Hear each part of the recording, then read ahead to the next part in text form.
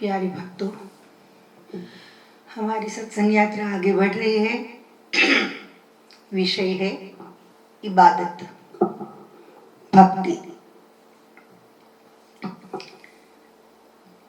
आगे का शेर है, उसी के वास्ते तू खाक हो जा तो भले हो जा, उसी के वास्ते तू खाक हो जा तो भले हो जा, झुका दे कदमों में सर को, झुका दे कदमों में सर को, तमन्ना छोड़ दे सारी, उसी के वास्ते तू खाक हो जा तो भले हो जा। जिस यात्रा पर तू निकला है, अध्यात्म यात्रा के लिए तू जो निकला है, भक्ति भी एक महामार्ग है, तो भक्ति के मार्ग को पसंद करके तू जो स्पिरिचुअल पाथ पे निकल चुका है एक बार, तो उस रास्ते पे खाक हो जा तो भले हो जा, झुका दे कदमों में सर को, झुका दे कदमों में सर को, तमन्ना छोड़ के सारी सारी तमन्ना छोड़ के उसके कदमों में सर झुका, कदमों में सर को, तमन्ना छोड़ के सारी। बंदा सब कुछ दे सकता है, आदमी, काफी लोग देखे मैंने, सब कुछ दे सकता है लेकिन अपना अहंकार नहीं दे सकता। मैं कहती हूँ कि आपका अहंकार उसके चरणों में अर्पण कर दो, झुका दे कदमों में सर को। बुद्धि अर्पण करना ना, बुद्धि का वास है, और ये बुद्धि और मन और अहंकार ये सब मिलकर जो भटकाता है आदमी को, बच नहीं पाता है, कहीं ना कहीं तो फंस ही जाता है। तो अहंकार भी यहाँ रहता है, बुद्धि भी यहाँ रहती है। कृष्ण ने गीता में कहा, मयर्पित मनोबुद्धि, जो मन और बुद्धि मुझे अर्पण कर देता है ये मेरा परम भक्त है। तो झुका दे कदमों में सर को, झुका दे कदमों में सर को, तमन्ना छोड़ के सारी। लोग झुकते तो बहुत है, दरगाहों पर झुकते हैं, समाधियों पर झुकते हैं, मंदिर में झुकते हैं, गुरुओं के चरणों में झुकते हैं, अरे ढोंगियों के चरण में भी झुक जाते। क्यों? तमन्ना है, किसी को बेटा चाहिए, किसी को नौकरी चाहिए, किसी को सुख चाहिए, किसी को लड़की चाहिए, कुछ न कुछ, किसी को पोस्ट चाहिए, अच्छी कीर्ति चाहिए, कुर्सी चाहिए, कुछ न कुछ तमन्ना है, इसलिए झुकते हैं। जितने झुकते हैं भगवान के सामने या संतों के सामने, तो ये नहीं समझना कि भक्त बन गए। उसके भीतर झांक कर अगर देखेंगे, और हम क्यों झांके भाई, तू खुद झांक, तू खुद तेरे भीतर झांक के तू झुक रहा है, वह तेरे अहंकार और बुद्धि को अर्पण कर रहा है, तेरे अहंकार को झुका रहा है कि फिर और चीजें मांगता जाता है कि तेरे अहंकार और बढ़ जाए उन चीजों से।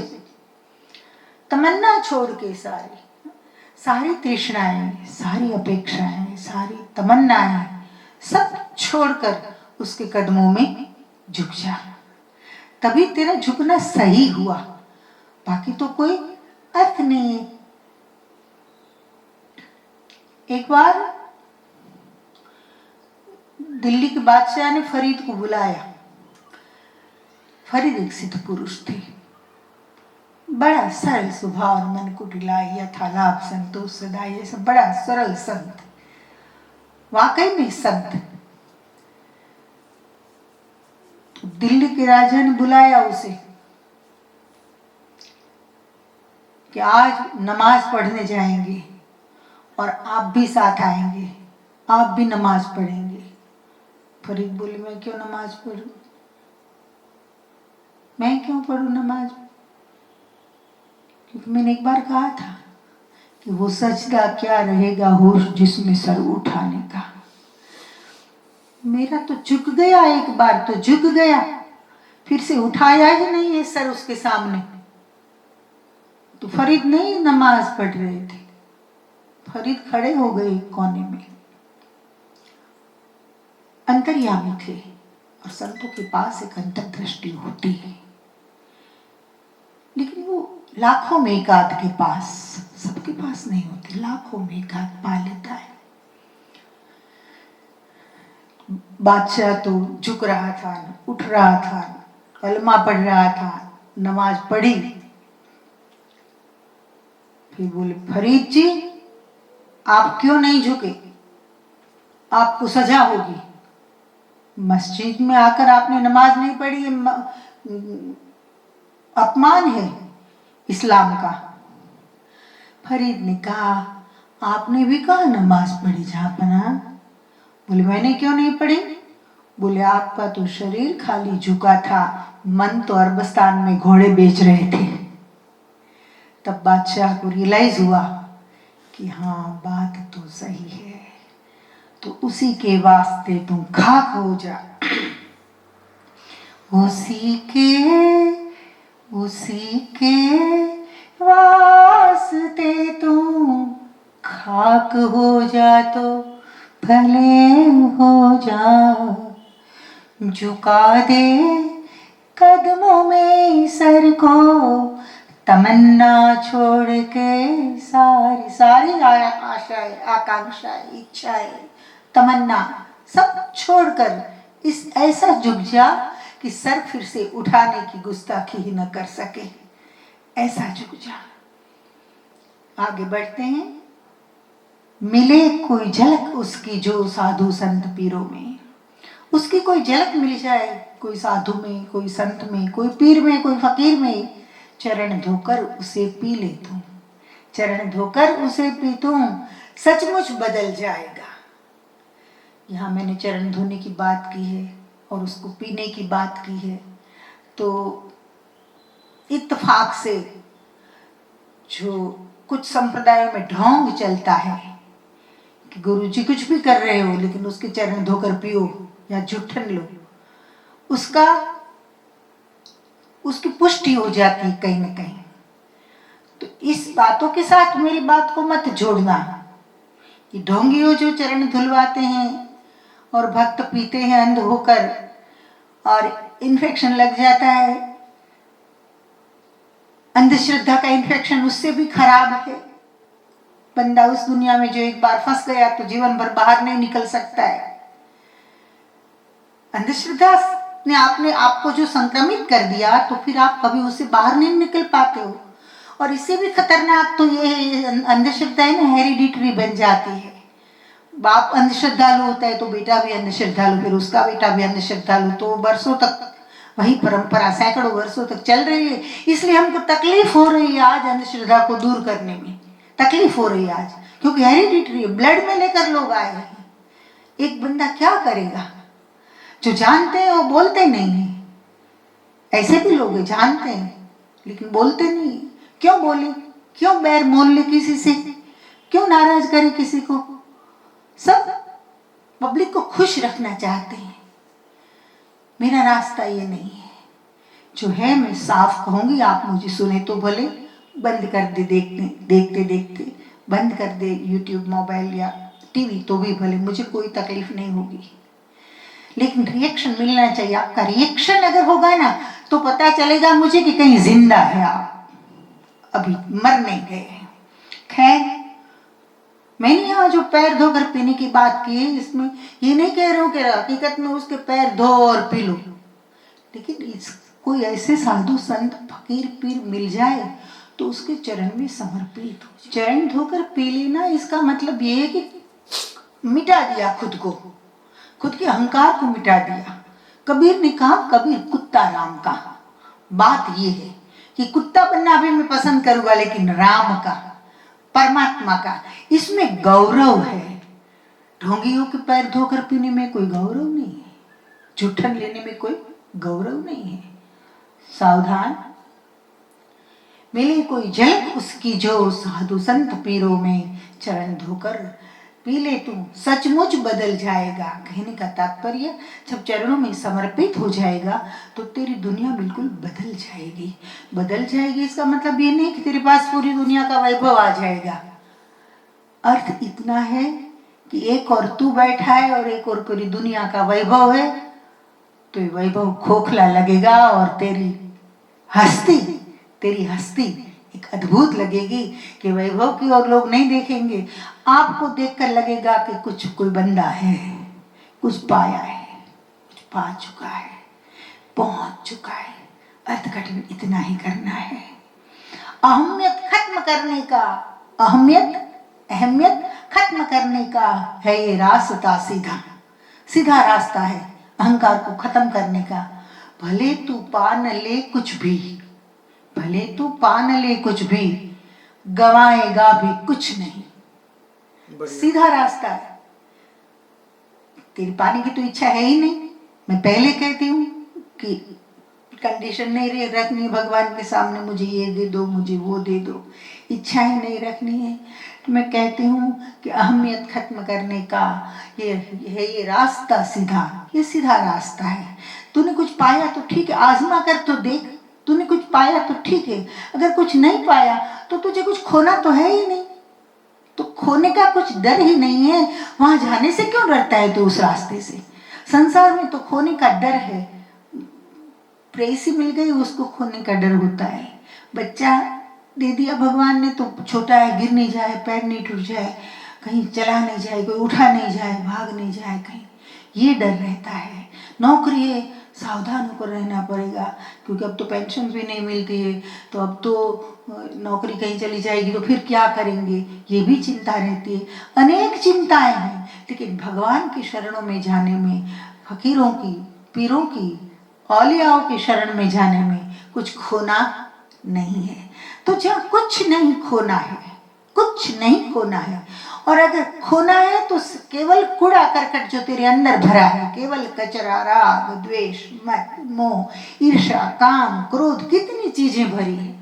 बस अगर खोएगा तो वही खोएगा, बाकी कुछ खोने का डर नहीं है।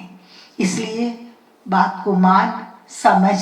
अगर करनी है जो जिहाद, खुद के सामने कर ले। जिहाद शब्द बहुत प्रचलित है। मुस्लिम धर्म वाले कहते जिहाद उठाएं, जिहाद करेंगे। क्या करना है जिहाद में? क्या करना है? जिहाद है क्या? समझो तो सही पहले। जिहाद का गुजराती होता है मथामण। तो यही तो करना है जिहाद। तुझे अगर करनी है जो जिहाद, खुद के सामने कर ले। तो खुद के सामने जिहाद कर कि मुझे क्रोध आया, उठाओ मुहिम, खुद के सामने करो जिहाद। क्यों क्रोध आया?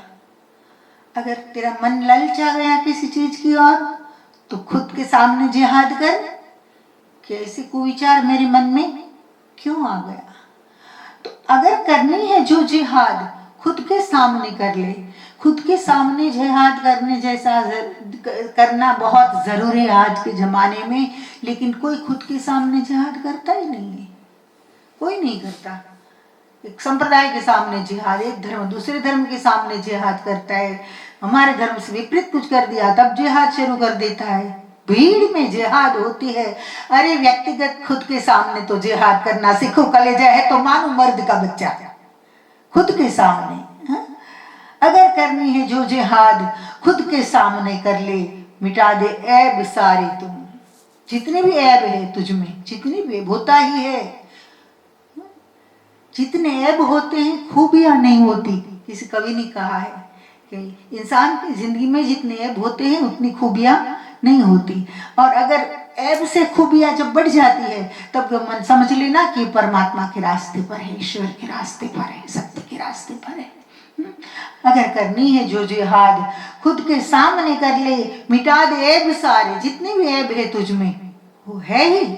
दुनिया को नहीं पता, इसका मतलब ये नहीं कि ऐब नहीं है हम में, कहीं ना कहीं तो होती ही है। तो मिटा दे ऐब सारे, तू उड़ा दे सर अहमियत का, उड़ा दे सर अहमियत का। दूसरों का सर मत उड़ा, अहमियत, तेरा जो अहंकार है उसका सर उड़ाना है, तुझे कत्ल करनी है, कर सकता है? उड़ा कर देख एक बार। छुरी से नहीं उड़ाना है, ये बहुत सूक्ष्म है। छुरी की पीड़ा से भी वो पीड़ा ज्यादा होती है जब अहंकार को झुकाना हो, बहुत पीड़ा होती है इसमें। लेकिन अगर सीख लिया ये फन, ये कला एक बार जो सीख ली, तो फिर तुझ में और उसमें कोई लंबा फर्क नहीं रहेगा।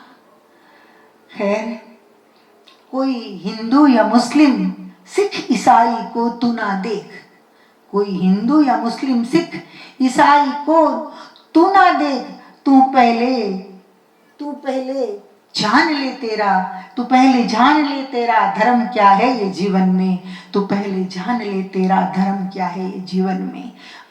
हिंदू की आलोचना करता है तो मुस्लिमों की आलोचना करता है, कभी सिखों की आलोचना करता है, कभी ईसाई की आलोचना करता है। वो इस तरह में ऐसा है, इस तरह में ऐसा है, इस तरह में ऐसा है, इसमें ये कमियां हैं। दूसरों की कमियों को देखता देखते देखते तू खुद कमियों का घर बन गया, तुझे ये पता है? क्योंकि तूने कमियां ही ढूंढी, खूबियां तो देखी ही नहीं।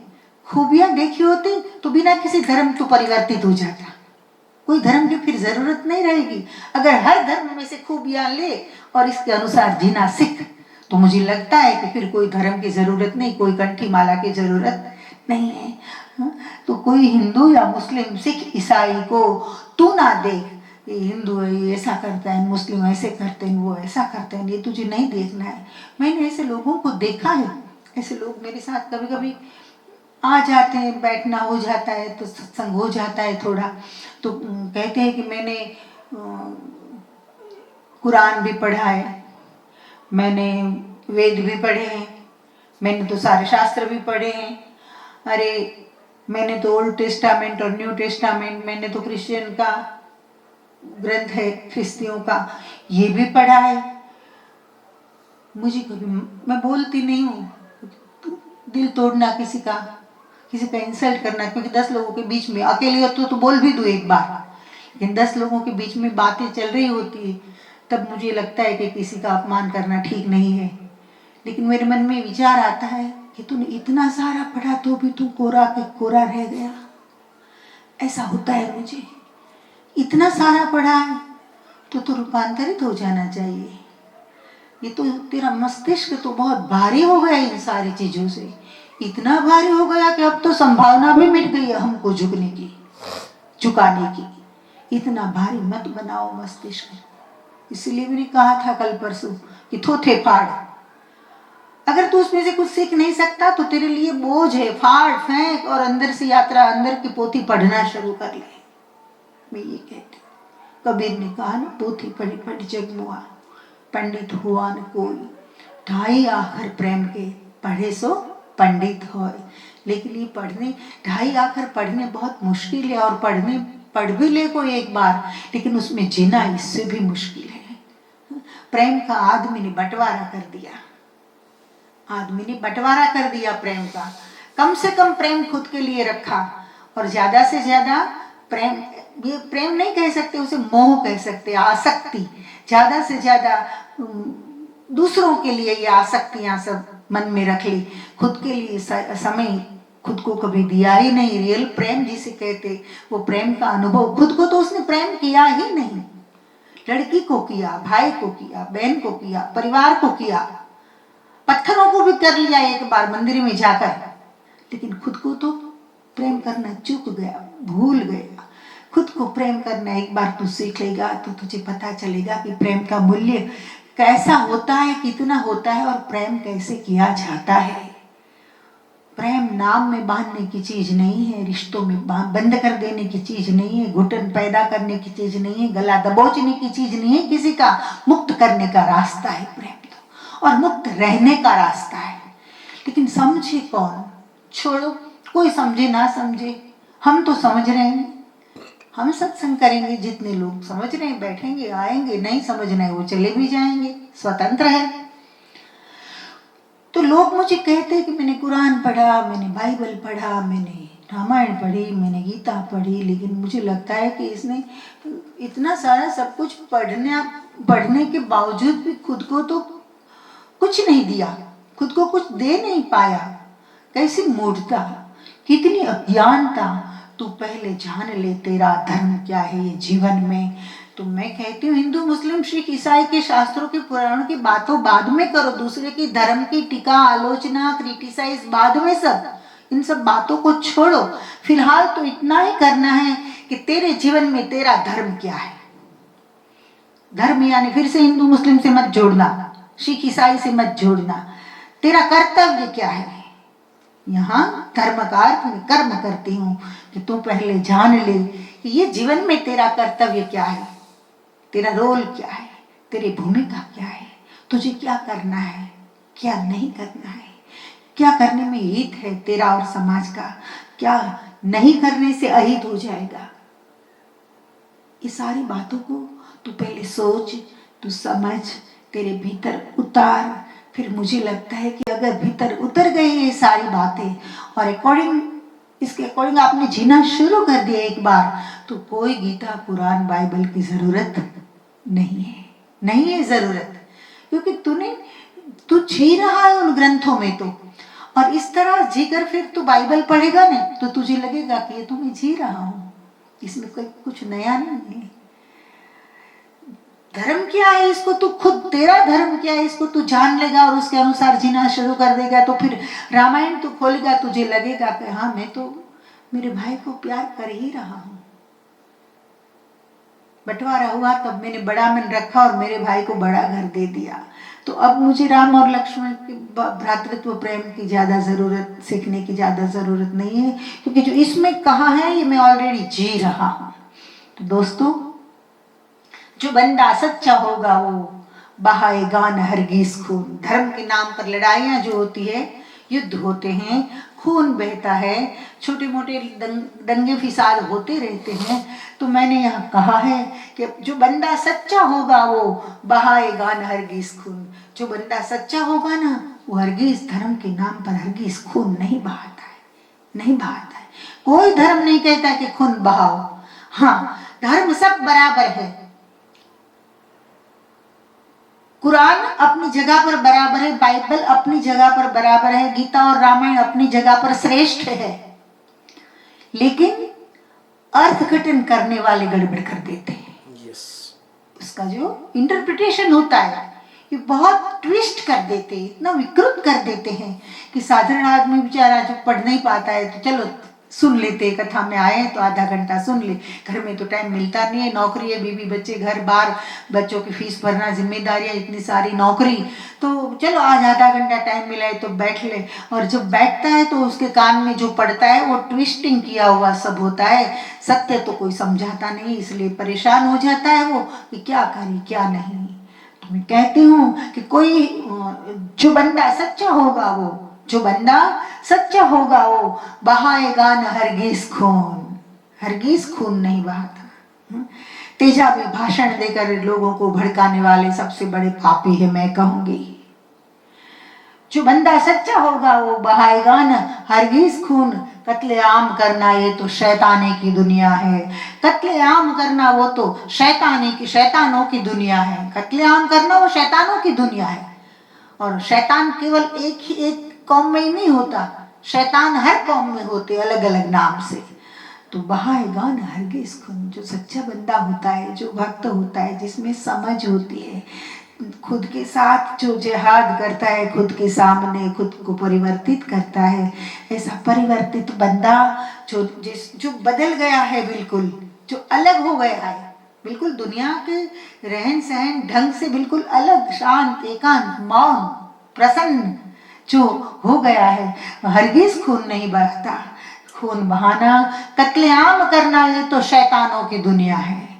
कोई भक्ति मार्ग ऐसा नहीं कहता है कि कत्लेआम करो, ना ना, वो तो शैतानों की दुनिया है। और सीधे साधे लोग पता भी नहीं चलता है और शैतानी के रास्ते पर चले जाते हैं।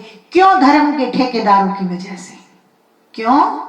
सीधा साधा बंदा 17-18-16 साल का बच्चा होता है और कभी ऐसे बैठ गया और कट्टरवादी कोई भाषण कर रहा है, बस उसके दिमाग में घुस गया कि शैतान कौन, गलत रूप से, और वो स्टैबिंग करना शुरू कर देता है, छुरा मार देता है किसी को। वो तो अनजान है बेचारा, लेकिन जो बैठा है गद्दी पर उसमें तो दिमाग है कि कुत्ते खा गए, समझ में नहीं आ रहा है। उसको गुमराह किए जा रहे हैं। तो नहीं, कत्लेआम करना ये तो शैतानों की दुनिया है, याद रखना। कोई धर्म नहीं सिखाता खून बहाना, कत्लेआम करना ये तो शैतानों की दुनिया है। और इंसान भगवान ने तुझे बनाया है तो तू क्यों शैतान बन रहा है जानबूझकर? अनजाने में ही बन रहा है, चलो जानबूझकर नहीं तो अनजाने में भी नहीं। याद रखना, जब भी कभी जरूरत पड़े ना तो कहीं आपको मिल जाए मेरी वीडियो, खोल कर देख लेना, तो आपका हौसला बढ़ेगा और सत्य के प्रति आप जीना सीखेंगे। जागृत रहकर सत्य में जीना सीखेंगे, सत्य की खोज आपकी शुरू हो जाएगी। खैर, चढ़ा दे तू बलि हैवानियत जंगालियत की सुन। भक्ति मार्ग में लोग बलि चढ़ाते हैं, खाली मुसलमान नहीं, हिंदू भी। कलकत्ता में जाओ, कितने बकरे कटते हैं महाकाली के मंदिर में। जाओ पावागढ़ देखो क्या होता है। क्या माँ ऐसा कहती है? जगदम्बा ऐसा कहती है? करुणा मूर्ति, जगत की माता, शक्ति, दुष्टों के लिए काली, महिषासुर को मारने के लिए काली, शुंभ निशुंभ का वध करने के लिए काली है। अति नीच और दुष्ट लोग जो पूरे समाज को प्रताड़ित करते थे, परेशान करते थे, तो समाज को बचाने के लिए, मानवता को बचाने के लिए माँ को काली का रूप धरना पड़ा। और माँ ने शुंभ निशुंभ, रक्त बीज, महिषासुर, ऐसे राक्षस, मधुकैटभ, अलग अलग लीला करके ऐसे राक्षसों का वध किया या वध में निमित्त बनी। और लोगों ने पकड़ लिया। मैं कलकत्ता गई थी एक बार, बहुत छोटी थी, 14 साल की उम्र थी। तो दर्शन किया, फिर बकरे का कुछ पीछे चल रहा हो बलि का, तो बलिदान का, तो कोई मुझे खून का तिलक करने आया। ना बोल दिया मैंने। बोले आप ना बोलते, प्रसादी का तिलक है, तो आप लगाओ, रोज 1-1 घंटे में लगाते रहो मेरी ओर से। नहीं लगाना है मुझे। बोले छोरी बड़ी अजीब है।